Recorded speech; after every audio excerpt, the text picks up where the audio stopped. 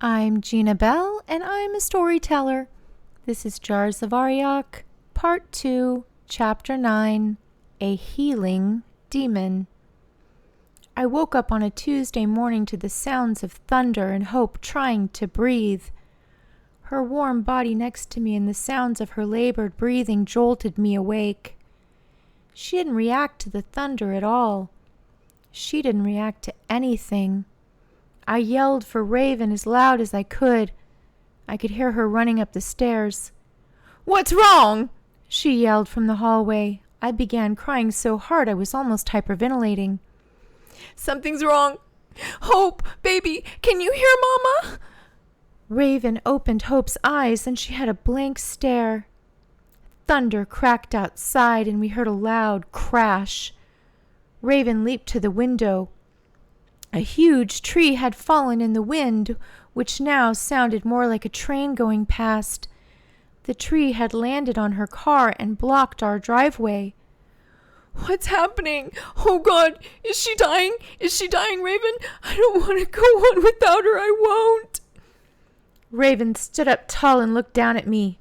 "You stop that talk right the fuck now. She is going into labor. We need to get her to Dr. Bob, and we need to go now. You need to be stronger than this, Tracy. Shit happens, and we are the women.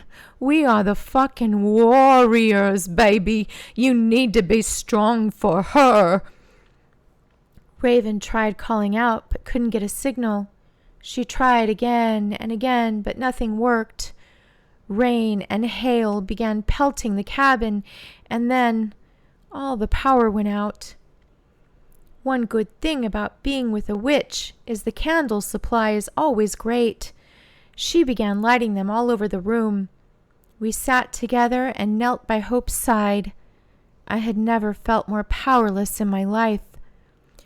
Through the rain and crackling of the trees, I knew we were now on our own. Raven couldn't get out or call out.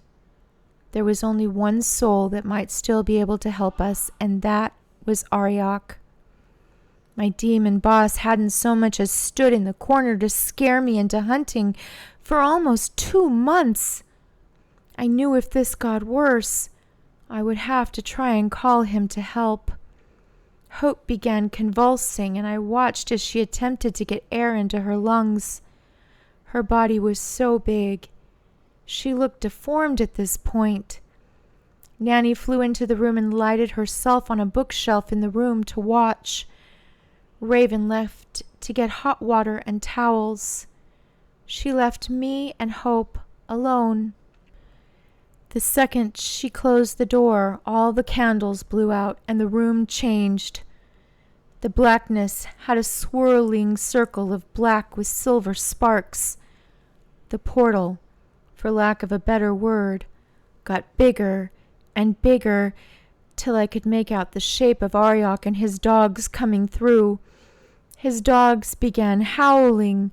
Their howling was loud enough to almost drown out the thunder. It was deafening. I laid my body across Hope's. "Please help her. I will do anything you want," I yelled as he walked in. The words falling from my mouth were in Enochian. I knelt to him in respect while keeping one hand on my girl. Her purple hue made the room light up for me. Arioch stepped from the portal. His boots dripped with the blood from his world. The room filled with his signature dirty sock smell. I felt myself beginning to trance. I couldn't do that. I needed to be here for her and not off in some weird level of hell.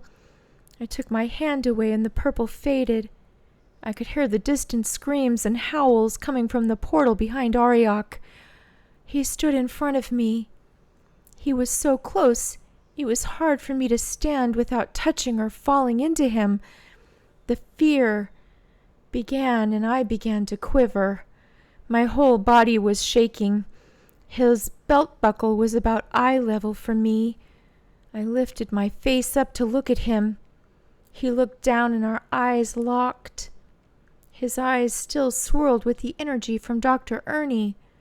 I could see the silver sparks flowing in a swirly formation in his eyes. He was still feeding off that evil. I knew this was why I had the last 2 months off. That evil was sustaining for him. Please, please, please. I stuttered under my breath. The second Arioch drew breath, I knew he was about to speak. I tried to steady myself.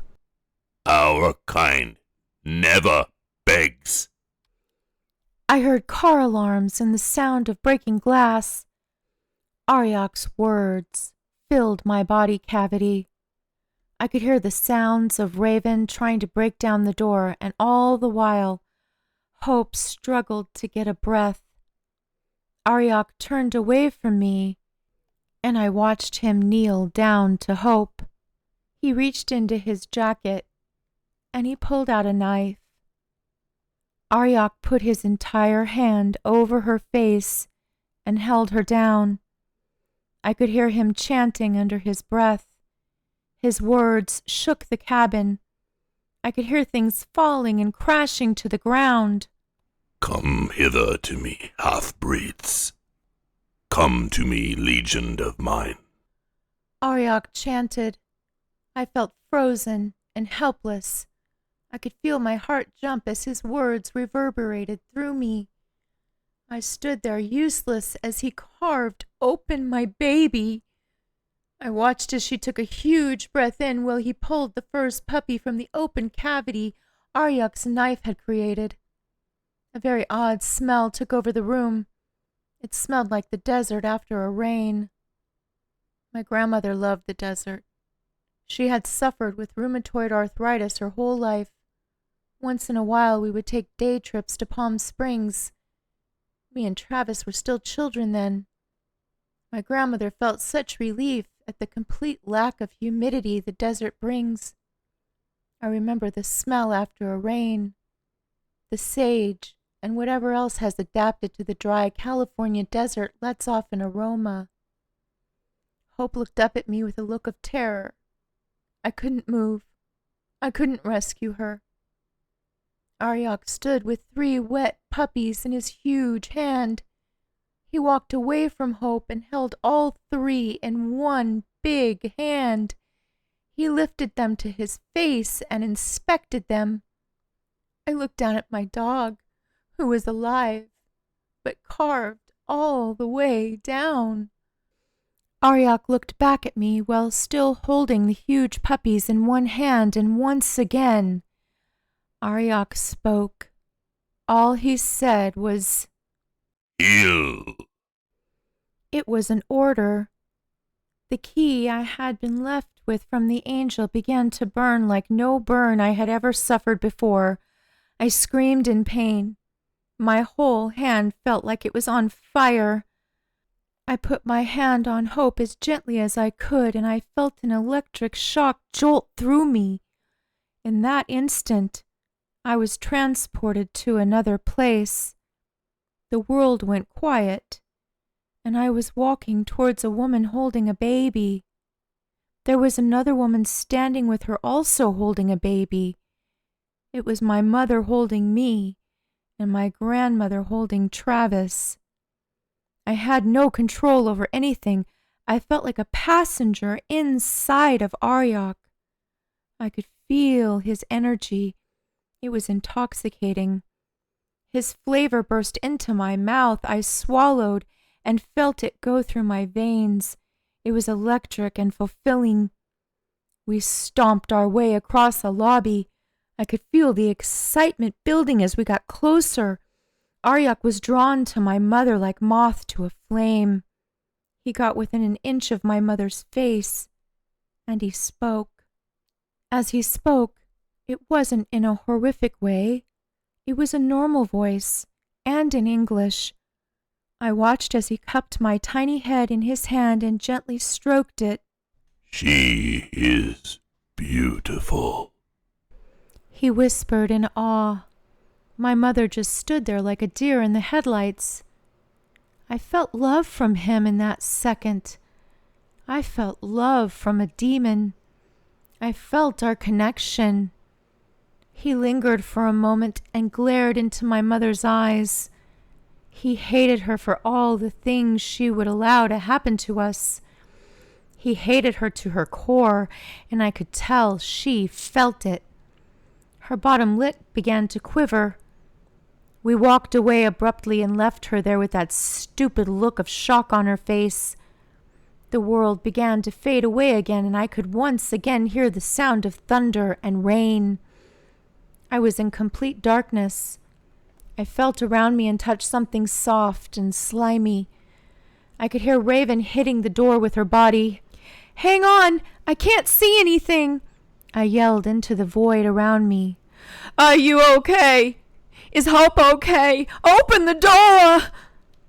I smacked into the wall while feeling around for the doorknob and opened the door for Raven. She ran in with a flashlight in her hands. She shined it on Hope. There was my beautiful girl with her tail wagging and 3 wet puppies nursing off of her. Her belly looked like it had never been cut open at all. Raven relit the candles in the room and we sat down next to her. 3 huge leather-looking collars sat beside her. They looked like they might fit a lion. On each collar was a chain that held what looked like a coin. In the center of each coin was a hole. The coins Arioch gave me would fit into those holes like a puzzle piece. I held Hope and watched as her 3 huge puppies nursed. All 3 were female. They were all blue like Hope, but roughly 3 times the size of a normal pit bull puppy. Hope licked each baby and looked up at me as if she had done something wrong. She wagged her tail and attempted to show me her belly. It was a look of motherly love I saw on Hope's face. Half-breed or not, these were her babies, and she loved them. I bent down and whispered in her ear. I told her how much I loved her and that everything was going to be okay. I held her head in my lap. Raven lifted one of the puppies and gave it a good once-over. The bowling ball-sized puppy squirmed in her hand in protest. Raven rubbed her head and I noticed a thin line of hair on the very top of her skull. It looked like a mohawk. As Raven rubbed the top of her head, I could see the hair stand back up. She was the only one of the 3 to have this. The other 2 had what looked like the beginnings of a mane around their necks. They all smell like sages. The smell of them in this room is permeating. Other than being huge and having some extra fur here and there, they seem like pit bulls. How the hell did she deliver these, Tracy? Raven asked. She didn't, I told her. Arioch delivered them. He delivered them surgically with a knife. What the fuck are you saying? He took out a huge knife and cut them out. I thought he was going to let her die. And then he ordered me to heal her, Raven. Excuse me, Tracy. He yelled at me to heal them, and then my left hand felt like it was on fire. I put the hand on her, and I was transported. When I came out of it is when I let you in. He also said something else, Raven. As I was begging for her life, he said, "Our kind never begs." You're a healer now? Apparently, I am a healing demon.